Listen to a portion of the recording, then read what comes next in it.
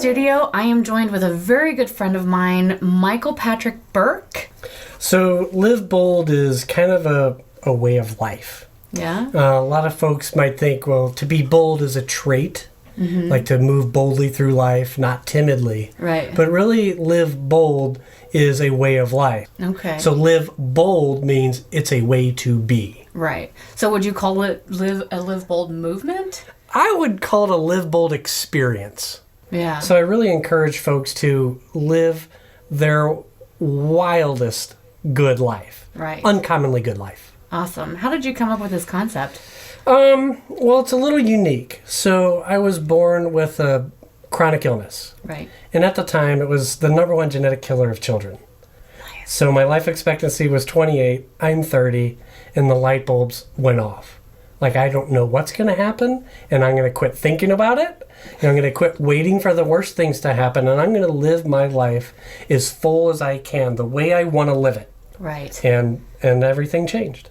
And it compelled me to do crazy, wild things.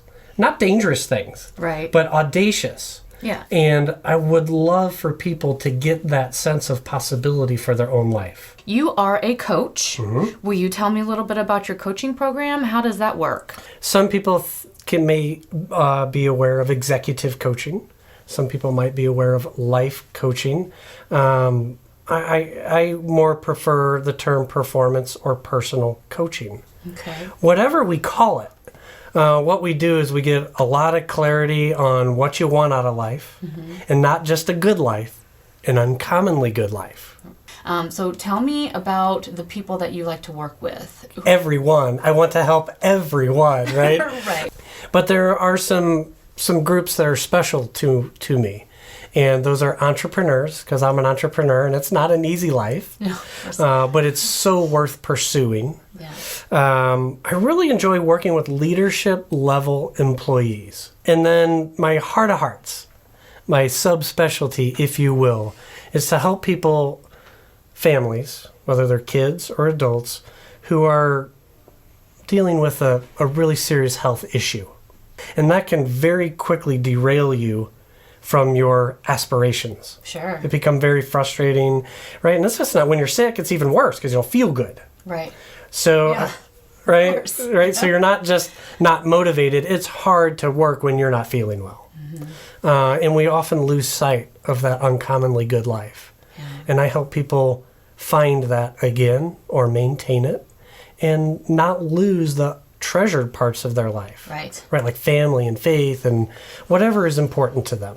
Tell me about being chronically motivated. What is that?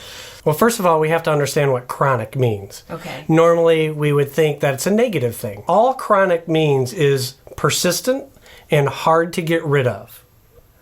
Okay. So a chronic illness is persistent and it's hard to get rid of. Right. Chronic motivation is persistent and hard to get rid of motivation. We need lasting motivation. So the coaching was a way to keep the endurance part of the motivation going. All right. Tell me about your book. And so it's just a story of living with ongoing challenges. What I learned is the book goes well beyond the disease and well beyond running. Yeah. Running was just my tool to conquer my challenges. Right. It's mostly the hard solution is the best solution. Yeah. So how do we stick to that hard thing? Yeah. And can then that hard thing become the best thing, a blessing, and the thing we want to do? Great. Well, Michael, thank you so much for coming on the show. It was great to have you back in the studio. I always love your energy, and I'm going to absorb that, and I'm going to take it with me for the rest of the week now. My name is Alana Trepler with Above the Dogs Multimedia in the studio with Michael Patrick Burke. Ta-ta for now, everybody.